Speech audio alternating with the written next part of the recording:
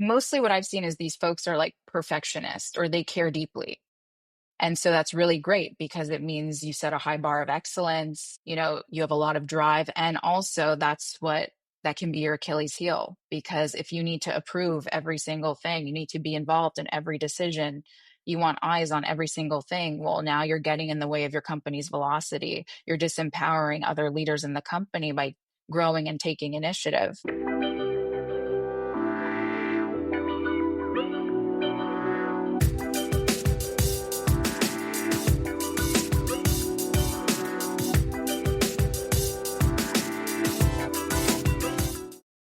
Welcome to another episode of Tools, Talents, and Techniques. And today I am very excited to bring onto the show Arielle Lechner. We talked before about your last name and the pronunciation. Wanted to make sure I got it right. So Arielle, welcome to the show. You got it right. Thank you so much for having me. Boom, nailed it. Yeah. So, okay, before we dive into your journey and everything that you're doing now, could you just give us a thumbnail, just a brief introduction on who you are and what it is that you currently do? Sure. So I'm an executive coach. I pretty much work with CEOs, executive leaders, founders who are fed up with the status quo with their companies, with any dysfunction in their teams, and they're looking to create new possibilities and create new results. And so I come in and I help them with that. So that's a pretty wide net. I think there's a lot of CEOs and executives and founders that, would like to change and would like to get to the next step, but maybe don't know how. And so we'll get into a lot of that. But before we do, could you just talk a little bit about your origin story, the early days of your life and where you grew up? Yeah. So I'm actually from Montreal, Canada. Grew up there, born and raised. Went to college there. Originally I thought I wanted to work in politics. I studied poli-sci. I moved to Ottawa. I worked for a member of parliament. But after 6 months, I was like, this ain't for me. Things, government is great for a lot of things. It also moves quite slowly. And I think I got a hunch that this wasn't going to be the best place for me. And I decided I wanted to get into marketing. And at the time, the place, I mean, it's still, one could argue this is still true, but San Francisco is really the place to be for startups. And I knew I wanted to work in startups. And so I moved to San Francisco. I actually co-founded a social media app with two other folks that, I like to describe it as a mix of like Snapchat and Reddit.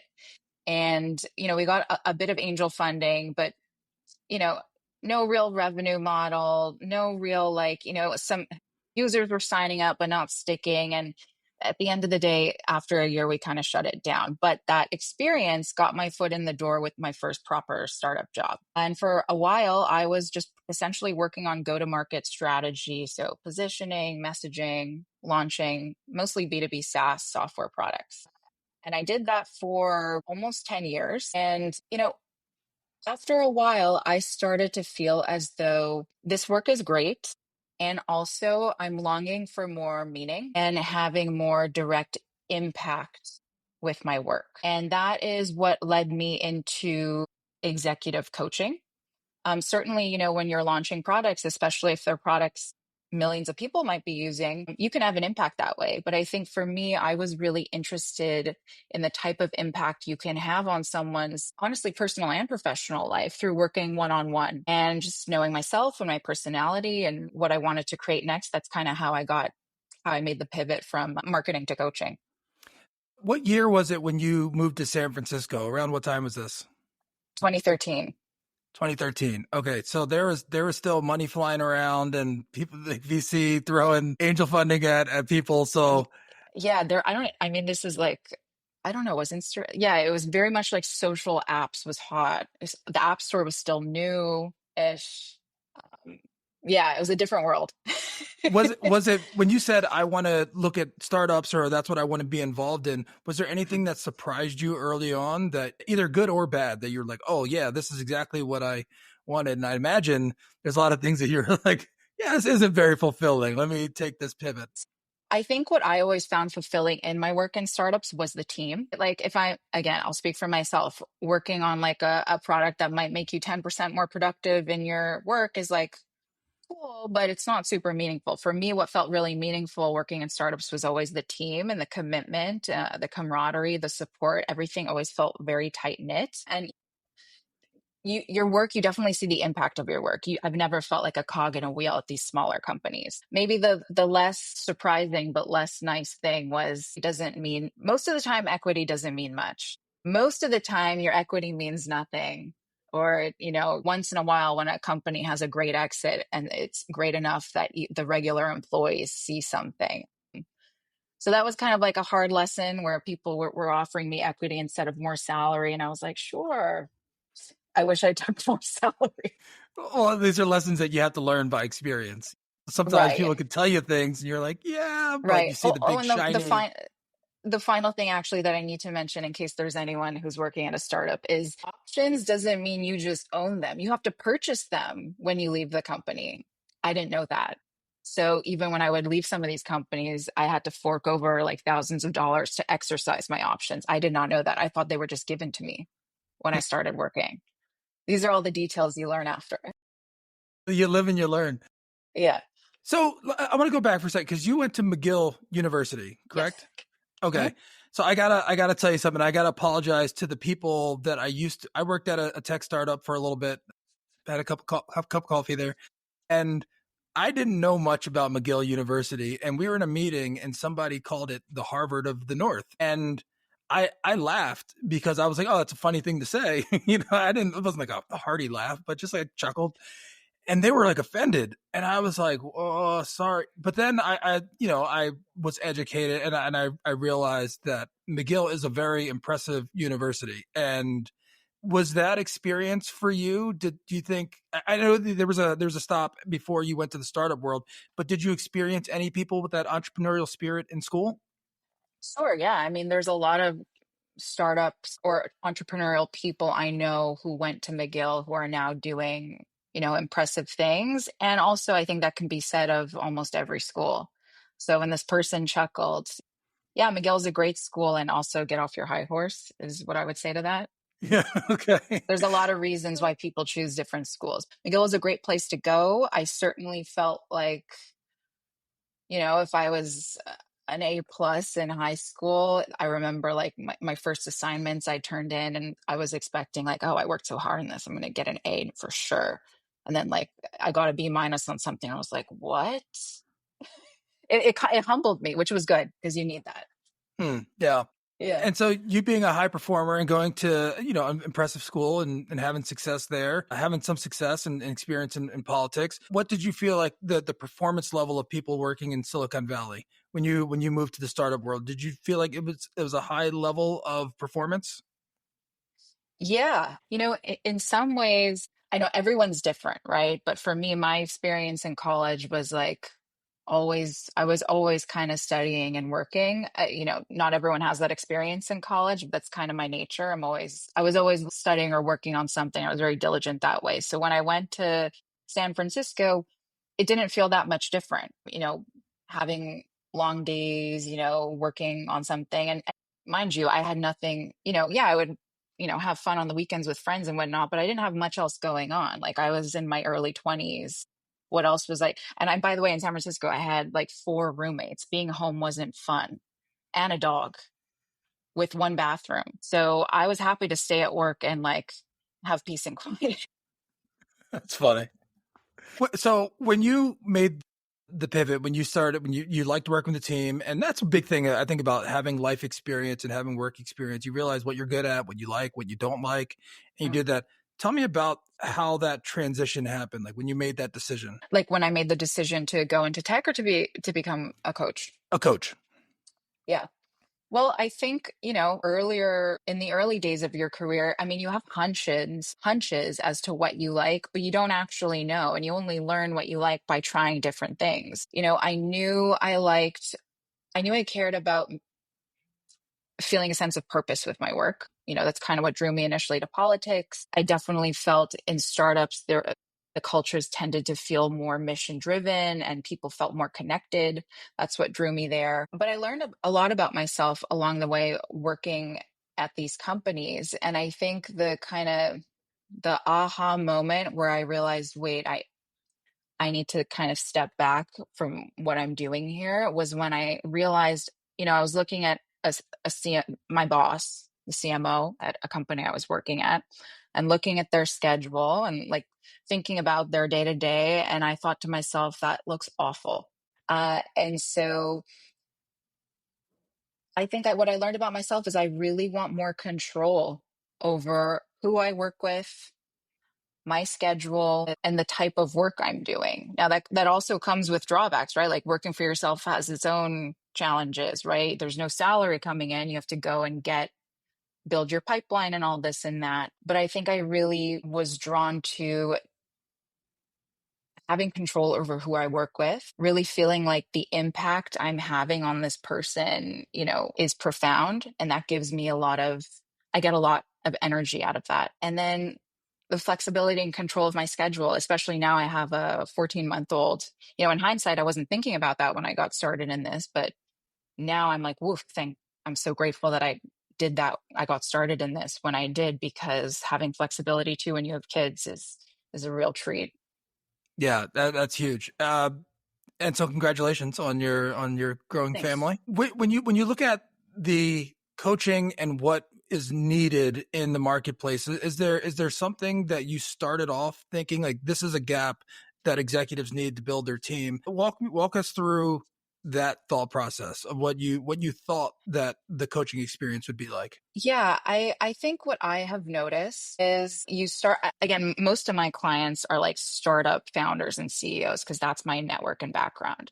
And what you often see is these people start these companies, they're brilliant, hardworking people. And what got them to, that saying like what got you here won't get you there. Or Mm. there's being a founder and then there's becoming like a CEO.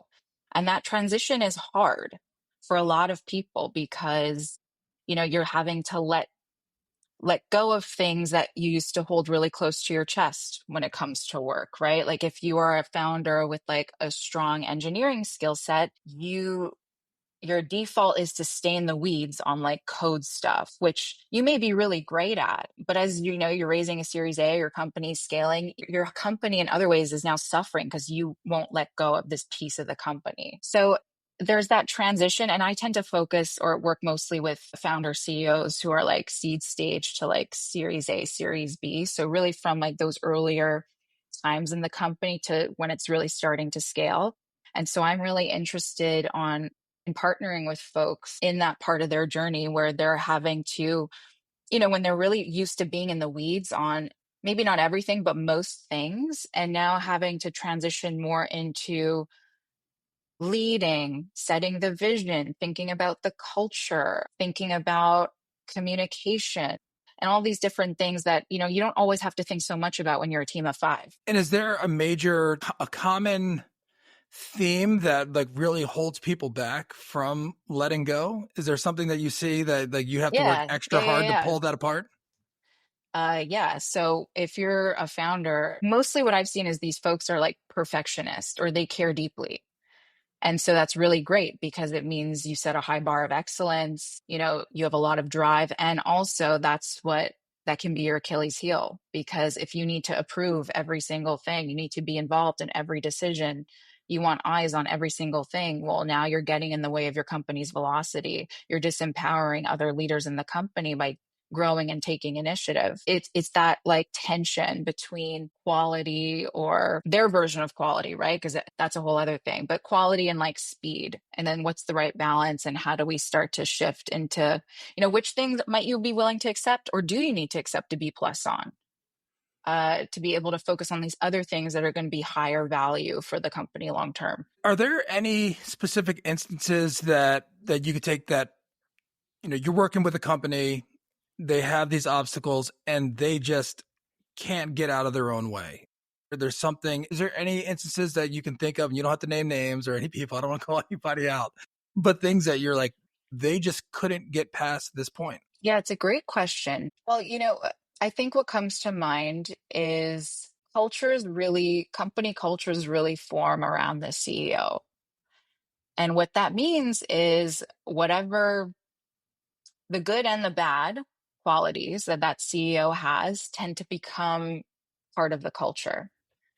And I've certainly seen companies where, the CEO who's very strong and great network, great at building the company, but also has some challenges with giving direct and specific feedback, maybe even a bit of people pleasing tendencies, that then becomes part of the culture where every employee struggles a bit to be direct and explicit about what's not working. And it can be really hard to disentangle that because now you've hired a bunch of people who are also like mirroring this type of behavior. And if you want a high performing culture, you need to be able to be specific and direct about what's not working. So I don't know if I have like one specific thing, but I think again, why I really believe in executive coaching and why I care about this work so much is I really believe if we can, when I'm working with a CEO, if we can address the things that are getting in their own way of reaching their own potential, the downstream effects on the company, on the culture, on the teams kind of fixes itself. Not overnight, but yeah. Yeah, that I think that's a perfect example. And so I guess my follow-up question to that is how do you, if there are any methods that you use or techniques to help executives see that and work through that? Because it's similar to how you explained actually experiencing and going through these work and life examples. If you can put a mirror up to say, hey, this is what you're doing, and this is right. So like do these exercises or anything like that that you work with or work through or books that you recommend Sure. Books.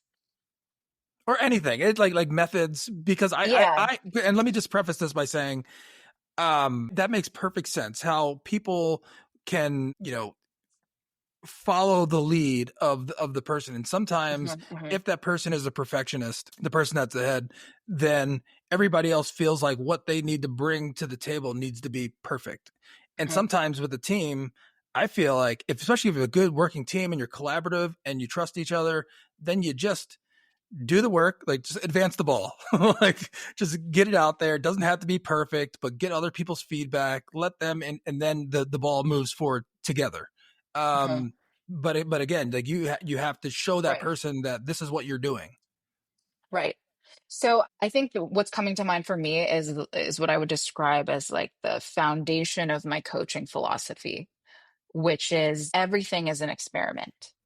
So the only way of no, I mean, how do we figure out what's true? Well, we might have a hypothesis of what we predict certain results are going to be, but the only way of knowing that is to actually run an experiment and see. And, just because it's something worked for some other founder or in some other company doesn't mean it's going to work here in this context. We need to be, playbooks are useful and also we need to hold them lightly because if we're just applying the same playbook everywhere, we can end up not getting the results we want. So if everything is an experiment and we have a hypothesis and we decide how we want to, what's the container of this experiment? What are the variables we're testing? This is really, and an experiment can be something we run. And I work with a client to run like and see over a quarter, right? If we're implementing this new thing with meetings, like let's see after a quarter how this is looking. It can also be something that's done in like a 1 week or 2 week sprint, right? So we can decide how big or small an experiment is.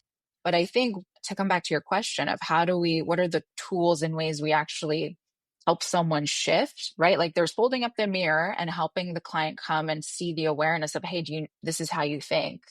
Did you know that? Did you know that you do this? Did you know you're showing up this way? That's step number one. And step number two is then figuring out, okay, what else could be true here? How do we get you new data points to show you that something else could be true? And so to even come back to this maybe example of some resistance maybe around critical feedback, why don't we experiment for this person, let's say in question, experiment with, the next time someone, does something that was suboptimal, you in the moment practice letting them know what was great and then also what could have been better like in that moment because I think a lot of the times people also like to delay these conversations rather than in the moment mentioning it.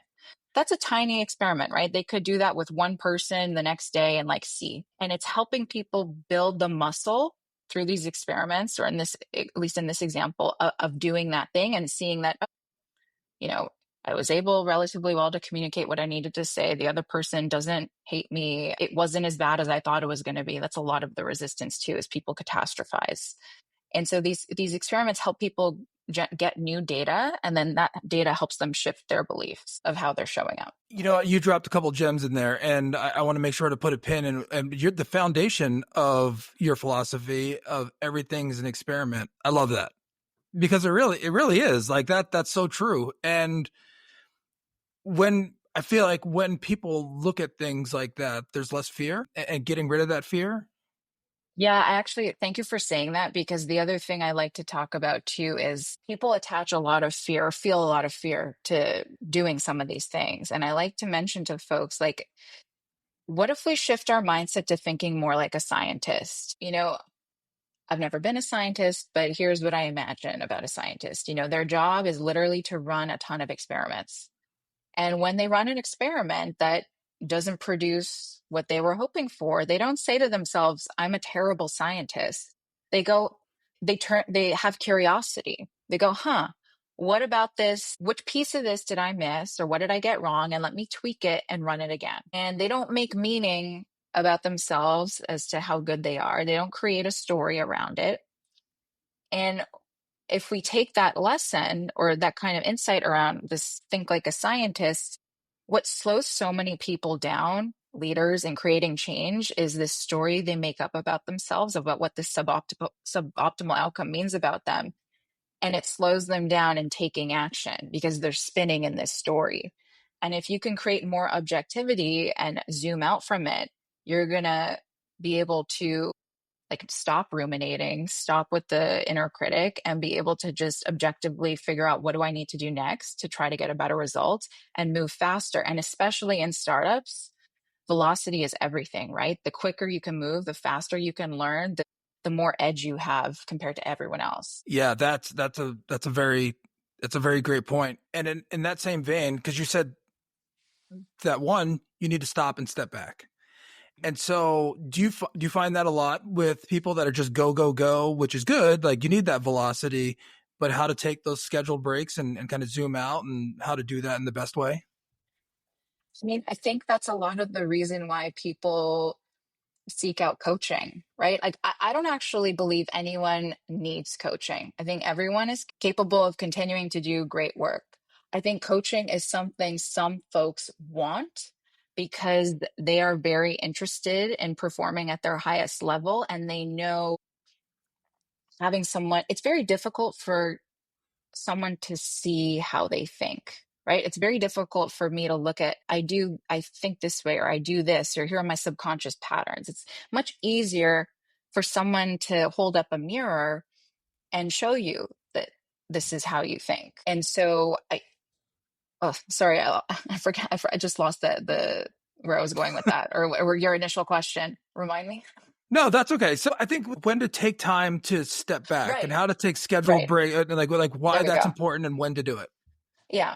And so I think, I mean, so number one, I think that's why a lot of people are interested in coaching. It's this container, I would describe almost as a sacred container where there's no hiding.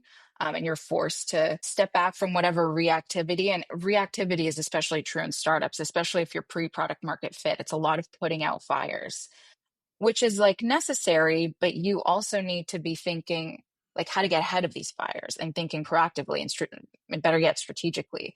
And so I think number one, coaching is this container to kind of step back, assess like what has been going well, what's been getting in the way, um, what might I be trying or doing differently to create the result I want.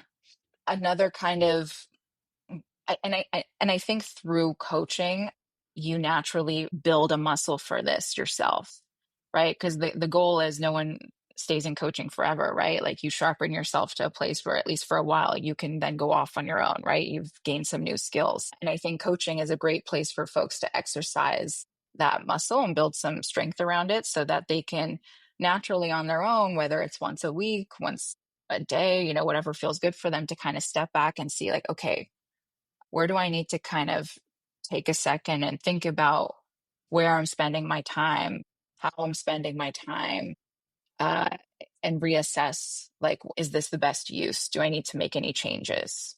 how am I getting in my own way with some of the way I'm showing up with certain things? You've had your business for a little over 7 years. Is it 7 or 8 years? Yeah, 2018. So, yep, So, about that. so first of all, congratulations. That's Yeah, thank you. especially because as I've seen in my career, and my wife owns her own legal recruiting firm, and she just got, I think they're 11 years now. Wow.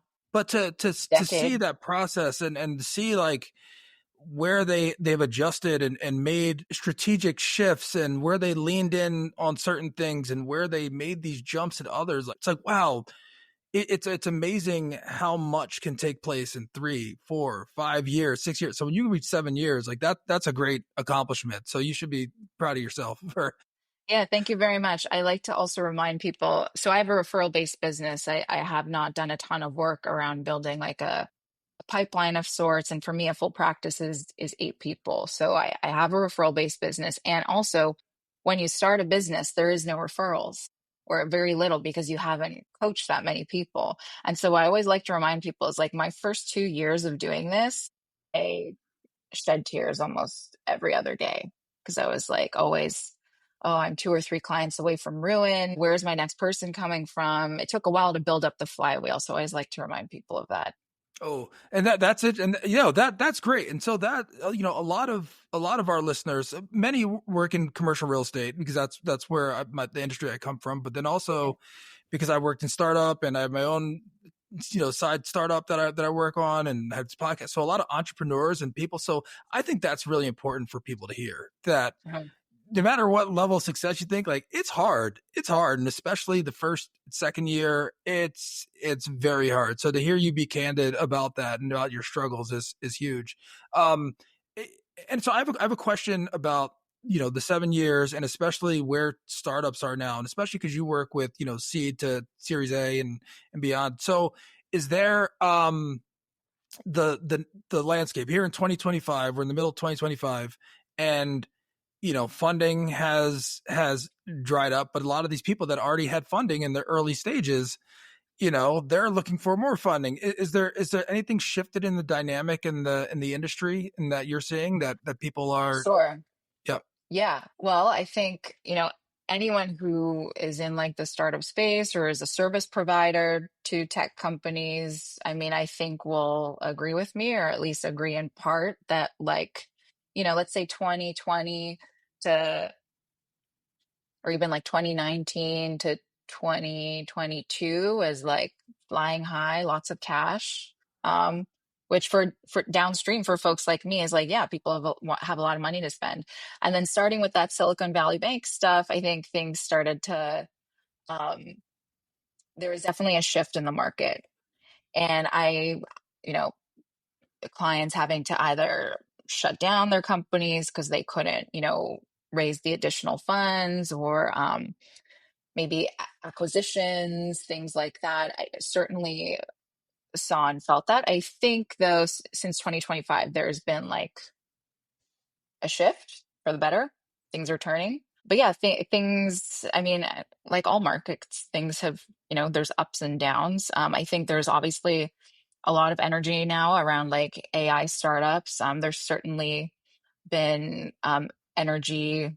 It's been ups and downs with like the crypto space, which I used to work in. So I have some network in that. And yeah, it's interesting to just, yeah, see as what's a, going but on. as a startup coach, and you're talking to these executives, do you find yourself being somewhat of a therapist at times too, talking through with these people that are like, hey, like, yeah, I'm doing these things, but we need to change things somehow because of the current environment?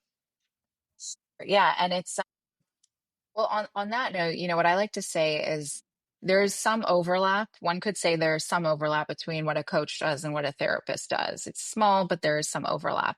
And the way I like to frame it is I think therapy looks a lot at the past and why, because of the past, you do the things you do. Coaching is more forward looking. So, how do we show up in a way that's going to help you create this thing you say you want? Certainly, there is a lot of letting the client kind of, and oftentimes when you're a CEO, this is maybe, and if you don't have a co-founder, maybe one of the only relationships other than your spouse where you can really divulge like your greatest fears and scarcity thinking and all these different things. And I think as a coach, it's a lot of these questions that clients might ask, such as, what do I do? Or how do I uh, get out of this mess? Or these types of questions, they're often unanswerable questions. So I don't know the answer, the client doesn't know the answer, and there is no way of really knowing. And I think in those really difficult moments where clients are coming to sessions with this weight on their shoulders, I'm simply focused on helping them, number one, think of better questions. Like, what is a more answerable question? So rather, how do I save my company? Which maybe is an unanswerable question. We can ask a question that is more answerable, such as, how do I do right by my team while runway is running out? That's an answerable question. We can work with that. So helping them think about questions of, how do I want to, in this moment of crisis, how do I live by my values and, do right by my team or whatever's important to them. I help them with that. And yeah, I think that's like one of the most important things, is helping them find the answerable questions. That's a great answer. How do you feel like you've changed since the beginning of your journey till to now? Like, what are things that you feel like you're like, oh, this is what I thought, and this is where I am, and these are the things that I'm glad I took away from all this. That's such a good question. Well, as someone who was in marketing before, I never really had to sell myself in the like sell. And I've had other jobs before where I'm like selling stuff, but I was selling clothes. Like, I wasn't selling me. So that was a shift, getting really comfortable with no's. Like in the beginning, I got tons of no's, or no's to my pricing, or not right now's. And just letting that just fly off my shoulder was like a process that doesn't get under my skin at all now. Which, if you told me that like 7 years ago, I would have been like, oh, like I was gutted every time I felt like I, didn't hold a session well, or didn't navigate a sales conversation well. I think the other thing too is, in the beginning, I thought like logos and accolades and all these things were of the utmost importance like as a coach and building credibility. And while those things are certainly pluses and they can be useful, at the end of the day, my experience has been, people that may help them like start maybe a conversation with you, but at the end of the day, those things aren't how people decide to work with you. They decide to work with you if they feel like you can help them, and that's it. Everything else is like extra. And that's why with everyone who's interested in coaching, I offer them a session gratis, no strings attached, because I think it's really important for people to experience what coaching is like if they've never been coached before, and also what it's like to be coached by me, because every coach is a different style. And I really use those sessions, number one, like let them know, if we do move forward, here's what you're buying, here's what it's like. And also I get a sense of what it's like to work with them. And that's really, and they can get a sense of, was this person able to add value in like a 90-minute call with me? And I lean on that a lot more than, my experience has been, that's a lot more important than whatever like certifications, people you've worked with, this and that. Yeah, I feel like those are the two main things that were really like in my head before I started versus where I'm at now. Yeah. Well, those two things, and let's talk about this. So, being able to take no's and overcoming objections, like real objections, and sometimes it's not the right fit. That's Mhm. fine. And also knowing your value and who you are, like those two things together are, it's like a superpower. And you can't have those authentically without experience, without doing it. And it doesn't matter like the names, like you work with Coca-Cola or like, Ford, whatever. But like whoever it is, like, oh, you know what you bring to the table. And you don't, humbly, like, I don't have all the answers. I'm not the best maybe, but I'm good at what I do. And if you don't want it or can't afford it or don't like it, like that's okay. And like having those two together is a superpower. So yeah, that's amazing. Yeah, I mean, I think it's me developing my own scientist mindset of like every no is like an experiment. It doesn't mean I don't ask myself, what might I have done better? How could I have shown up differently? But also, I don't make it mean something about me. And I think in the beginning, I would get so caught up in like, why did I get a no? Yeah. Yeah. No, that's great. And for my sales experience, understanding objectively what the objections were or why they went with that, like that's great feedback and that's input. Hmm. But it's Hmm. like you don't have to take it personally. Like it's not necessarily that that person's better than you, or they maybe it just wasn't the right fit or not the right Totally. time, and that's okay. And that's okay. But you gotta like take it, internalize it as much as you can, then let it go. Yeah, totally. Yeah. So is there anything, because you've been very gracious with your time. Is there anything else that we didn't cover that you want to talk about coaching or the startup community or just life in general that you want to share with the audience? Maybe I'll leave with like a mantra of sorts, but this is something my mentor, who unfortunately passed away earlier this year from cancer, but he used to always say, which I think is just the best, which is begin before you're ready. And yeah, I just want to leave that for your listeners. If there's something they're thinking of doing or on the cusp of doing, and they feel like, oh, I just need more information on this, or I need to get better at that, like those things may be true, and also begin before you're ready. Okay, wait a minute. We're not leaving on that. Let's dive into that. When did your mentor tell you this? Like how long ago was this? I, I mean, I met him almost at the beginning of my maybe like 2019, 2020, I would Okay. say. That's when I crossed paths with him. And for like the last 5 years, he's been an incredible mentor to me. And yeah, he unfortunately lost his battle with cancer, but he wrote a book called Coaching from Essence. His name is Robert Ellis. A lot of my coaching philosophy and the way I approach my practice comes from him. Oh, I'm sorry for the loss. And but that's amazing that you were able to take something, and that's like a major takeaway, and some of the part of the foundation of who you are, who you show up as in your business and your practice. So that's special to share. I have one more question though, also, because I thought about this before, but I was like, maybe I'll come back to that. So you as a mother with a 14-month old, uh, do you feel like there's things that you've learned in your work, in your career, that add value to your experience in being a mother, and maybe, and I know it's early, but maybe vice versa, the things that now having a 14-month old that you're like, okay, maybe this is bleeding over into my work Yeah, personality. great question. I have not been asked this question yet. Well, I think from like what I draw from my work experience and how I bring that into like my parenting approach, perhaps, is what are like my 2 to 3 things that are my focus that I'm going like 120% on, that I deeply care about, like my goals, if you will. And everything else is like, B plus. So that's certainly, when I've been driving, whether it's in my coaching practice or when I was working in companies, there's always been like, what's my top priority right now? What am I trying to execute against? What matters most to me? And everything else, you can't do it. You learn, especially when you're a business owner, you can't do everything. You can't do all the marketing perfectly. You can't do, like, you have to pick what matters. And maybe those things change as your business or career is shifting, but picking what matters most to you and making sure you optimize for that, and, being more flexible with everything else. That's something I've learned from like my work life that I bring to parenting.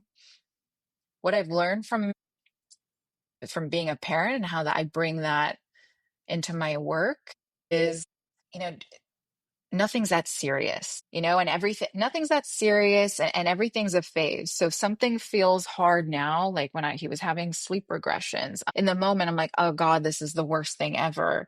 When will this end? And now that whole stage is over and there's something else. And parts of me miss that stage because he was really cute and light. And I think the same is true for work. Like everything is seasonal and cyclical. And if something's like really hard or really good right now, if it's really good, enjoy it. And if it's really hard, it'll be over. It's not going to last forever. And that's something I tell myself as a parent. And I think I bring that too now, like into my work. Like this is a season I'm in, you know, This too shall pass, right? there you go. This too shall pass. And have, I think, and maybe in your marriage and your partnership, having people around you to help you see that sometimes when you're going through a hard time. And again, it's just something that I've experienced in my ups and downs, like having people that you value and you trust in your life, that you can share things that they can remind you, because it's hard to just like know that, like no matter what you're going through, be like, oh, man, but having people that go, hey, listen, what about For this or that, sure. and like just For being there sure. to listen and remind you of that sometimes. Yeah, I'm trying to if I didn't have like my husband, or I'm trying to think like my sister maybe, to just like, this day's so hard, to kind of like bring me back. It's I can't imagine if someone's really like with not a lot of support around them. It can be harder to like pull yourself out of that to get into Yeah. perspective. Well, thank you so much for your time. Where can people find you? How can they look you up and get in contact with you? Yeah, so folks can, I would love to connect with folks on LinkedIn. Search my name, Arielle Lechner, you'll find me. Click connect. I would love to connect with you. And then you can find me on my website, www.newpo.io, NEWPO.io. And that's where you can find out more about me and my work, folks I've worked with. And, if you're interested in potentially having a conversation, that's where to find me. All right, and I will include links in the show notes to both of those locations. I guess final question: who you got for the Super Bowl this year? I don't like football. No, but you live in Go Philadelphia. You got to birds, say, go birds, there go you go. birds. Yeah, That's all go you need to birds. say. But like, I thought, I don't know if you were asking me, like, I have no idea what's going on. It's not the season right now. All I know No, is when it's bird time, like, go birds to everything. But yeah, yeah. Well, go birds. here's the secret to that. It's always bird time. It's always bird. hey, hey, thank you so much. It's been a lot of fun. Appreciate it. Thank you so much for having me and for I loved some of the questions you were asking. Thanks so much.